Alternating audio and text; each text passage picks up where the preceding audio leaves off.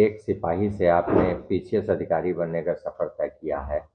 कैसे ये सफर तय किया, कितनी मुश्किलें आई और इसके लिए किसको धन्यवाद देना चाहते हैं, और क्या बच्चों को क्या संदेश देना चाहते सर, सबसे पहले जैसा आपको पता है कि मैं उत्तर प्रदेश पुलिस में आरक्षी पद पे तैनात हूँ। 2018 से मैं आरक्षी पद पे हूँ। तो सर, कल जब रिजल्ट आया तो सबसे ज़्यादा खुशी मेरे साथ के लोग थे, मेरे घर वाले थे। तो सर, एक लंबी जर्नी रही है उत्तर प्रदेश कांस्टेबल से लेकर डिप्टी कलेक्टर बनने में, और सबका सहयोग रहा।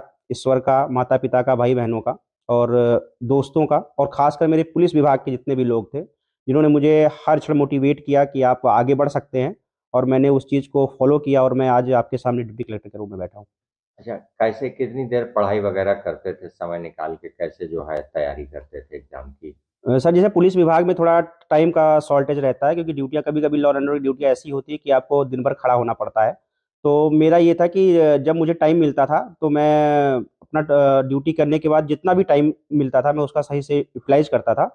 5 से 6 घंटे मैंने नियमित रूप से पढ़ाई की है, और उसमें मेरे पुलिस साथियों का और मेरे अन्य गुरुजनों का भी सहयोग रहा है। अच्छा, क्या कैसे तैयारी कैसे करते थे, सर, सबसे पहले जैसे यूपी और क्या पीसीएस। संदेश जो है दूसरे बच्चों को देना चाहेंगे कि कैसे वो लोग तैयारी करें? सर, जैसे यूपी पीसीएस की मैं बात करूंगा कि अगर आप यूपी पीसीएस की तैयारी कर रहे हैं तो आप सिलेबस को अच्छे से देख लीजिए कि जो भी सिलेबस में है आप उस स्टिक रहिए। ज़्यादातर कोशिश करिए कि उसी को पढ़िए, उसी से संबंधित जो शॉर्ट नोट्स है वो बना लीजिए। बात रही युवाओं की, तो मैं यही बोलूंगा कि आप सपने देखिए, बड़े सपने देखिए, और आपने अगर सपने देखा है तो वो सोच लिए सपने अपने हैं। ये नहीं कि ये केवल दिखाने के लिए सपने देख रहे हैं। उस सपने को जिए, 24 घंटे जिए, और कोशिश करिए कि उस सपने को पाने के लिए दिन रात जितना भी टाइम मिले आपको, आप वो करिए। क्योंकि मैं पुलिस कांस्टेबल रहते हुए जितना भी मुझे 5 से 6 घंटे टाइम मिलता था, मैंने उसका सही यूटिलाइज किया। और आपके पास तो 24 घंटे हैं, तो जब मैं बन सकता हूँ तो आप लोग भी बन सकते हैं।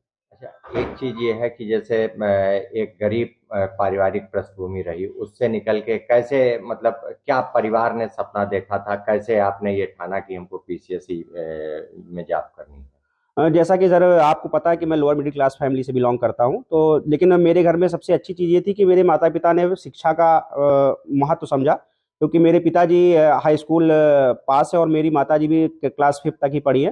तो उन्होंने शिक्षा का महत्व समझा कि शिक्षा होती क्या है। तो मेरी बेसिक एजुकेशन कोशिश उन्होंने किया कि इसको अच्छे मतलब कॉलेज में पढ़ाया जाए। तो मैं अपने गृह जनपद बाराबंकी से ही क्लास 6 से पढ़ रहा हूँ MRLB कॉलेज में, और मैं 12th तक पढ़ाई वहाँ की। तो मुझे लगता है कि मेरा बैकग्राउंड इतना अच्छा नहीं था, लेकिन माता पिता के सहयोग से और उन्होंने एडजस्ट करके ही मुझे पढ़ाया। अच्छा, पढ़ने का मौका आपको कहाँ कहाँ कहाँ मिला, मतलब कैसे आपने पढ़ाई की, कहाँ मिला, किस जो है कैसे स्टडी की, कहाँ बैठ के पढ़ते वगैरह थे? सर, जैसा कि जब मैं मेरी पोस्टिंग हुई हरदोई जिले में, तो हरदोई जिले में ये लाइब्रेरी अभी 1.5 साल पहले बनी है। तो ये तो हम लोगों के लिए एक कहीं ना कहीं वो हम लोगों के लिए आशीर्वाद वो उसके लिए था। क्योंकि उस टाइम के जो कप्तान साहब राजेश द्विवेदी साहब थे, और हमारे जो सीओ साहब उस टाइम के थे विकास जायसवाल जी ने, उन्होंने इस लाइब्रेरी का बनवाया जिससे पुलिस के लोग और जो पुलिस परिवार के लोग हैं वो पढ़ सकें। और उसके बाद जो वर्तमान कप्तान साहब हैं केसी गोस्वामी जी और सीओ अंकित मिश्रा जी, उनका भी योगदान है कि लाइब्रेरी अच्छे से चल चल सके और यहाँ के बच्चे आगे भविष्य में भी अच्छे अच्छे पद पे पहुंच सकें।